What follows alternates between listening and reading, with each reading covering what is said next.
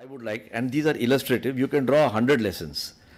And in fact, it may be a very good exercise for the next batch to let them choose dance or sport or music, depending on their inclinations, and see what lessons we can learn, because you would have sent away students from here with that permanent teacher with them, because they've done a project or something on it.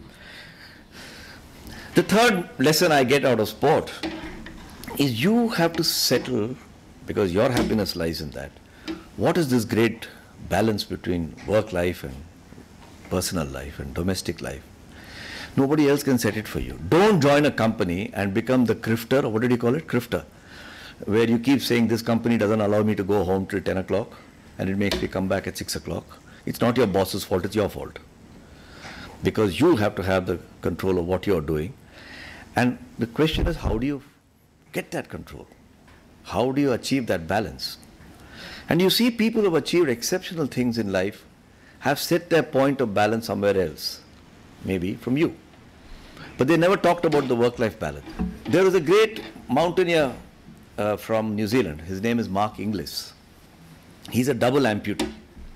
He lost both his legs in mountaineering, in frosts and so on. I met him. He came for a Tata conference recently. And what was intriguing to me about Mark Inglis was on the 15th of May 2006, this man climbed Everest. Until then, no double amputee, I'm not even sure a single amputee had climbed. He climbed Everest. This is a big, big accomplishment. But as he was climbing Everest, in the last lap, if that's the right word to use for mountain, in the last bit of the climbing, he came across a distressed British mountaineer. His name was David Sharp. David Sharp was dying. And Mark Inglis and his entourage, which had I think 16 or 18 people, left David Sharp to die, and they went on to climb Everest. So while he was gloating in the success that he had achieved, he was subject to very severe criticism, saying, what kind of a human being are you? Just because you want to get up to the top of Everest, you left a human being to die. And Mark Inglis did not, he gave his official reply to the Mountaineering Association. So when I met him, I asked him, I said, now we are having a chat one-to-one. And he said, listen, it's a judgment I made that this man can't be saved. Life is all about making judgments and getting on. But everybody else decided to challenge me. And I found it impossible to argue whether my judgment was right or wrong. When my happiness lay in saving this man and reaching the top, I made my judgment. I could be wrong, I could be right. And then he turned around and tapped me on my back and he said, Mr. Gopalakrishnan, I'm not trying to be rude about your country, but when you leave your home in a must be a plush locality of Bombay and you go to work every day, do you find poor groaning people on the streets who got their hands out? How many times have you stopped to help them? And he says, I guarantee you, you'll never reach your office because you have so many of them. Unfortunately, the world gets judgmental, and I'm the victim of that. I'm at peace with myself. So David Sharp went, he was criticized, and that can become a big case study. But I have to say, when I thought about what he said, am I doing the right thing? Like you, I am also a privileged person. We can talk about poverty. There's seminars on poverty which I have participated in. All of us have. But have we stopped to help poor people? And if you start to do that, will you do anything else?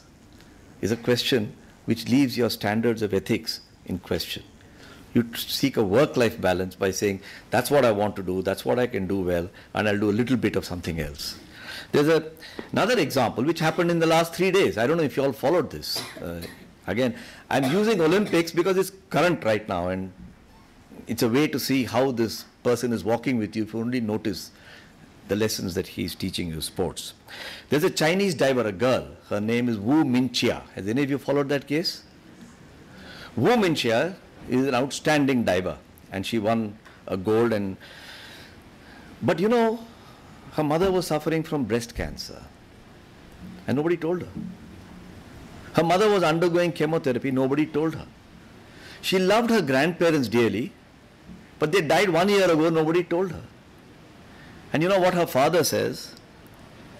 His father says, his name is Wu Yuming. He says, long ago we accepted as the parents that she does not belong entirely to us. She belongs to humanity and China. And so we had to have least distractions for her, so we didn't tell her.